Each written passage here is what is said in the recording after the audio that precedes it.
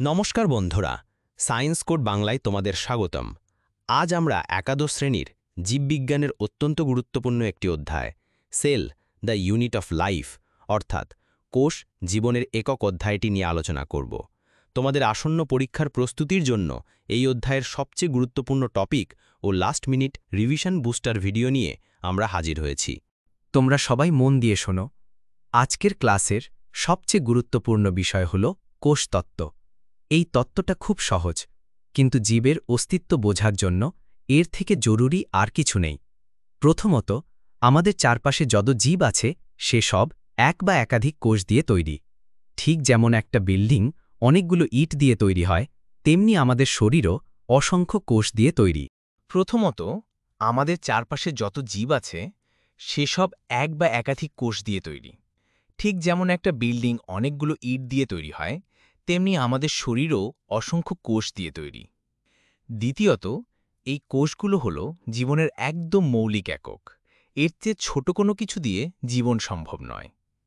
আর তৃতীয়ত, নতুন কোষগুলো কিন্তু নিজে থেকে শূন্য থেকে তৈরি হয় না। সব নতুন কোষ আসে তার আগের কোনো কোষ থেকে। এই তিনটি মূল কথাই হল কোষতত্ত্ব। এবার আসি কোষের প্রকারভেদে। তোমরা মনে রাখবে, কোষ প্রধানত দুই ধরনের, প্রোক্যারিওটিক এবং ইউক্যারিওটিক। প্রোক্যারিওটিক কোষগুলো আদিম প্রকৃতির, এদের কোনো সুগঠিত নিউক্লিয়াস বা পর্দাযুক্ত অঙ্গাণু নেই, যেমন ব্যাকটেরিয়া।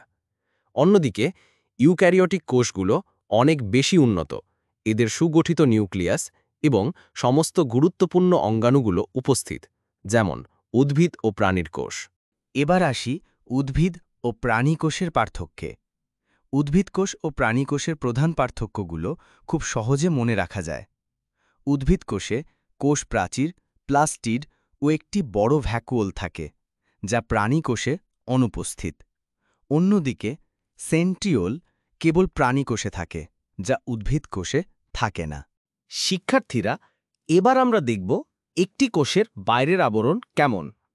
প্রথমে আসি কোষ প্রাচীরের কথায়। এটা শুধু উদ্ভিদ কোষে থাকে এবং সেলুলোজ, হেমিসেলুলোজ ও পেকটিন দিয়ে তৈরি একটা শক্ত দেয়ালের মতো। এর প্রধান কাজ হল কোষকে একটি নির্দিষ্ট আকৃতি দেওয়া, দৃঢ়তা এবং বাইরের আঘাত থেকে রক্ষা করা। এরপর রয়েছে কোষ ঝিল্লি, যা উদ্ভিদ ও প্রাণী উভয় কোষে থাকে।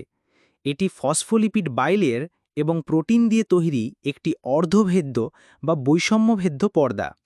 এর কাজ হল কোষের ভিতরের ও বাইরের পরিবেশের মধ্যে পদার্থের যাতায়াত নিয়ন্ত্রণ করা, ঠিক যেন একটি স্মার্ট গেট, যা কেবল নির্দিষ্ট জিনিসকেই ভেতরে বা বাইরে যেতে দেয়। এবার আসি কোষ অঙ্গাণুর কথায়। আমরা এখন সেই সব অঙ্গাণুগুলো নিয়ে কথা বলবো যাদের কোনো বাইরের আবরণ বা পর্দা নেই। প্রথমেই রাইবোজোম।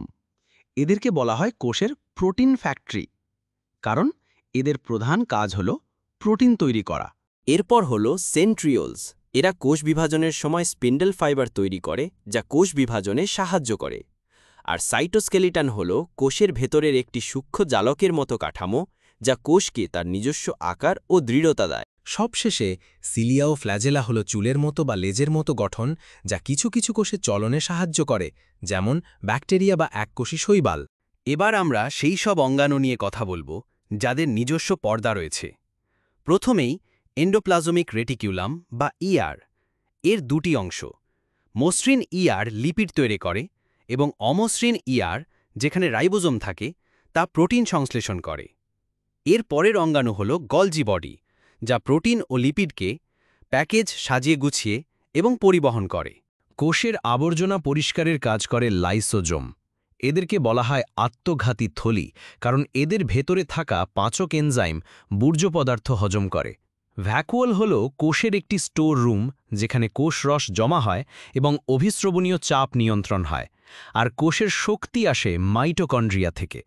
এরা শ্বসনের মাধ্যমে এটিপি তৈরি করে বলে এদেরকে কোষের শক্তিঘর বলা হয়। উদ্ভিদ কোষে থাকা প্লাস্টিড তিন ধরনের। ক্লোরোপ্লাস্ট সালোক সংশ্লেষণ ঘটায়, ক্রোমোপ্লাস্ট ফুল ফলকে রং দেয় এবং লিউকোপ্লাস্ট খাদ্য সঞ্চয় করে।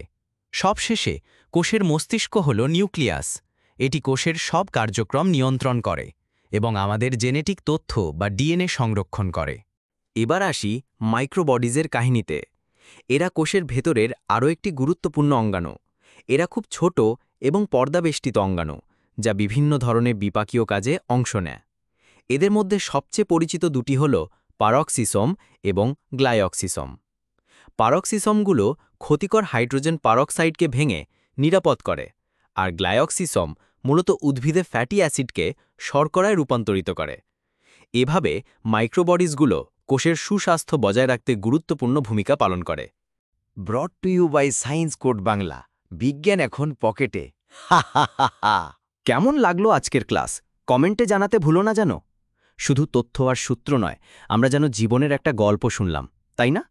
তোমাদের হৃদয়ে যেমন প্রতিদিন এক ছন্দ বাজে, ঠিক তেমনি বিজ্ঞানেরও একটা নিজস্ব সুর আছে। এই সুরে প্রতিটি কোষের গল্পে লুকিয়ে আছে এক অসাধারণ রহস্য। যদি এই ভিডিওটা তোমার একটুও ভালো লাগে তাহলে একটা লাইক ও কমেন্ট করে আমাদের জানিও। আর যদি বিজ্ঞানকে এভাবে গল্পে, ছন্দে আর সুরে উপলব্ধি করতে চাও তাহলে আজই আমাদের সায়েন্স কোড বাংলা পরিবারের অংশ হও, কারণ বিজ্ঞান এখন পকেটে।